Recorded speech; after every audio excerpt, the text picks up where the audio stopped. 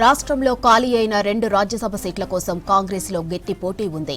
రైతు commission chairman Kodanda Reddy, మాజీ MP Madhu Yashki Goud, ప్రభుత్వ సలహాదారు వేం నరేందర్ రెడ్డి, సీనియర్ నేత బెల్లయ్య నాయక్ తమకు అవకాశం కల్పించాలని కాంగ్రెస్ అధిష్టాన్ని కోరుతున్నారు.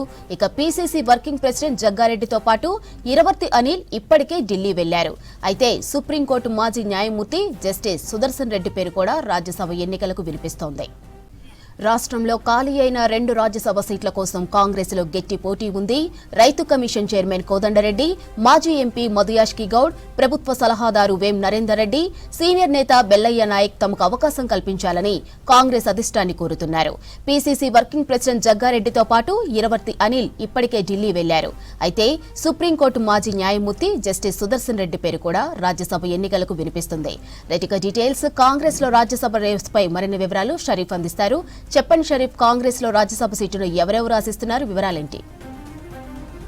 10 రాష్ట్రాల్లో రాజ్యసభ స్థానాలకు గడువు ముగుస్తోంది. దాంట్లో తెలంగాణకు 2 రాజ్యసభ స్థానాలకు గడువు ముగుస్తోంది. ఆల్రెడీ సిట్టింగ్లో అభిషేక్ మను సింఘ్వి ఉన్నారు. ఆయనకే రెన్యువల్ జరుగుతుందని చెప్పి జోరుగా ప్రచారం జరుగుతోంది. దీనికి సంబంధించి ఒక్క స్థానానికే ఆశావాహులంతా కూడా ఆశలు పెట్టుకున్నారని చెప్పాలి. ఇప్పటికే తమ అభిప్రాయాలన్నింటినీ కూడా ఏఐసీసీ పెద్దలకు చెప్పే ప్రయత్నం చేస్తున్నారు. దీంట్లో భాగంగానే మీరు ఇందాక చెప్పినట్లు జగ్గారెడ్డి టీపీసీసీ వర్కింగ్ ప్రెసిడెంట్గా కొనసాగుతున్నారు. జగ్గారెడ్డి జట్టి కుసుమకుమార్, ఆయన సన్నిహితుడు జట్టి కుసుమకుమార్కి ఇవ్వాలని చెప్పి ఆయన అప్పీల్ చేశారు.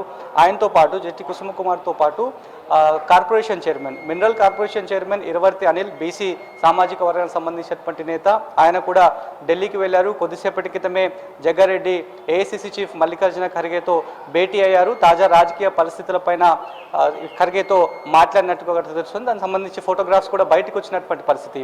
సో రాజ్యసభ స్థానానికి సంబంధించే చాలామంది ఆశావాహులు ఆశగా ఎదురు చూస్తున్నటువంటి సిచ్యువేషన్ మనకు కనిపిస్తోంది. ఈ నెల అంటే మార్చి 6న అభిషేక్ మను సింఘ్వి గడువు ముగుస్తోంది. దాంతోపాటు బీఆర్ఎస్ సంబంధించిన రాజ్యసభ సభ్యుడి గడువు ముగుస్తోంది. సో 2 సంఖ్యాపరంగా బీఆర్ఎస్కి అవకాశం లేదు, పోటీకి అవకాశం ఉన్నప్పటికీ కూడా కోరం పరంగా అవకాశం లేదు. కాబట్టి వచ్చే 2 కూడా కాంగ్రెస్ పార్టీ వైపే ఉన్న, కోరం పరంగా చూసుకుంటే 2 కూడా కాంగ్రెస్ వైపే వస్తాయని చెప్పి కాంగ్రెస్ పార్టీలో చర్చ జరుగుతున్నటువంటి పరిస్థితి కనిపిస్తోంది.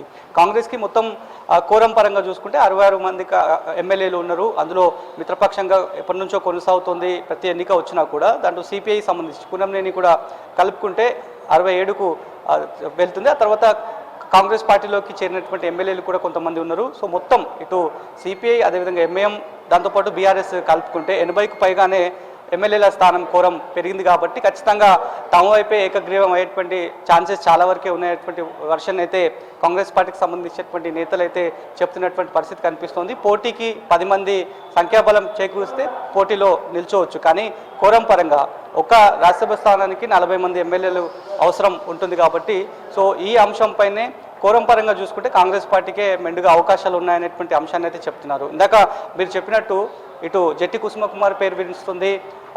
సీఎం సలహాదారు వేం నరేందర్ రెడ్డి, రెడ్డి సామాజిక వర్గం నుంచి, బీసీ నుంచి ఇరవర్తి అనిల్, ఆయన మినరల్ కార్పొరేషన్ చైర్మన్గా కొనసాగుతున్నటువంటి సిచ్యువేషన్ కనిపిస్తోంది. దాంతోపాటు మరికొంతమంది పేర్లు కూడా ఎస్టీ వింగ్ సెల్ సంబంధించినటువంటి బెల్లయ్య నాయక్, ఆయన సీనియర్ నాయకులుగా ఉన్నారు. ఆయన పేరు కూడా సామాజిక పరంగా ఆయన పేరు కూడా వెలుగులోకి వస్తున్నటువంటి పరిస్థితి. మరి ఎవరి పేరుని ఖరారు చేస్తారు? ఇక మరోవైపు నిన్న కోదండరెడ్డి, వ్యవసాయ కమిషన్ చైర్మన్గా కొనసాగుతున్న కోదండరెడ్డి సీనియర్ నేతగా ఉన్నారు. ఆయన నిన్న మీడియా చిట్ చాట్ను పెట్టి ఆయన అభిప్రాయాన్ని చెప్పారు. సీనియర్ నాయకుడిగా నేనున్నాను, ఏఐసీసీతో సంబంధాలు ఉన్నాయి, తన అభిప్రాయాన్ని ఇప్పటికే పీసీసీ చీఫ్ మహేష్ గౌడ్తో పాటు సీఎం రేవంత్ రెడ్డికి కూడా చెప్తాను, వాళ్ళ త్రూనే ఏఐసీసీ పెద్దలకు నా అప్పీల్ని తీసుకువెళ్లే ప్రయత్నం చేస్తాననేటువంటి అంశాన్ని, ఆయన అభిప్రాయాన్ని ఆయన మీడియాతో డిస్క్లోజ్ చేసినటువంటి సిచ్యువేషన్. నిన్న మీడియాతో చిచ్చా సమావేశం పెట్టి ఈ మేరకు చెప్పారు. మరొక అంశాన్ని కూడా కోదండరెడ్డి చెప్పారు. రాజ్యసభకు సంబంధించి పోటీ అంశంలో ఒక వినతి అనేది కూడా, అంటే అప్లికేషన్స్ విధానం ఉంటే బాగుంటుందనేటువంటి ఒక అభిప్రాయాన్ని కూడా ఆయన సందర్భంగా ఎక్స్ప్రెస్ చేసినటువంటి సిచ్యువేషన్ ఉంది. కాబట్టి మరి ఖాళీ అవుతున్నటువంటి 2 స్థానాల్లో ఆల్రెడీ అభిషేక్ మను సింఘ్వి ఏఐసీసీకి సంబంధించినటువంటి పాయింట్ ఆఫ్ వ్యూలో అక్కడి కేంద్రంలో బీజేపీ ఉంది, ప్రతిపక్షంలో కాంగ్రెస్ పార్టీ కేంద్రంలో ఉంది. కాబట్టి ఆ పాయింట్ ఆఫ్ వ్యూలో అభిషేక్ మను సింఘ్వి ఉంటేనే బాగుంటుందనేటువంటి ఒక అభిప్రాయాన్ని ఏఐసీసీ పెద్దలు వ్యక్తం చేస్తున్నట్టు ఈ మేరకు రాష్ట్ర అధినాయకత్వానికి చెప్పినట్లు కేవలం ఒక పేరుని మాత్రమే సిఫార్సు చేయాలనేటువంటి అంశాన్ని చెప్పినట్టుగా కూడా తెలుస్తుంది. ఆ ఒక్క పేరు ఎవరికి చెప్పబోతున్నారు? ఇప్పటికే ఉపరాష్ట్రపతిగా కంటెస్ట్ చేసినటువంటి సుప్రీంకోర్టు మాజీ జస్టిస్ సుదర్శన్ రెడ్డి పేరు కూడా వినిపిస్తుంది. కాబట్టి మేజర్గా ఒకవేళ ఇవ్వాల్సి వస్తే ఆయనకు మొదటి ప్రియారిటీగా ఆయన పేరును చెప్పేటువంటి అవకాశం ఉంది. ఒకవేళ సామాజిక సమీకరణాలు లేదంటే సీనియారిటీ పరంగా పార్టీకి లాయలిస్ట్కి పరంగా అదేవిధంగా ఏఐసీసీ పెద్దలతో టచ్లో ఉన్నటువంటి పరంగా చూసుకుంటే చాలామంది కూడా ఉన్నారు. మరోవైపు మదియాష్కి పేరు, ప్రచార కమిటీ చైర్మన్ మదియాష్కి పేరు కూడా వినిపిస్తోంది. సో వీళ్ళందరి పేర్లు వినిపిస్తున్నాయి. కాబట్టి మరి ఎవరి పేరును ఖరారు చేయబోతున్నారు? ఏఐసీసీ ఎవరి పేరును ఖరారు చేయబోతుంది? రాజ్యసభగా ఒక స్థానం ఖాళీ కాబోతుంది మార్చి 6న. కాబట్టి మార్చి 16న ఎన్నిక జరగబోతుంది. ఇదంతా కూడా సీక్రెట్ బ్యాలెట్. మరో అంశాన్ని కూడా కాంగ్రెస్ పార్టీకి సంబంధించినటువంటి రాజకీయ విశ్లేషకులు చెప్తున్నారు.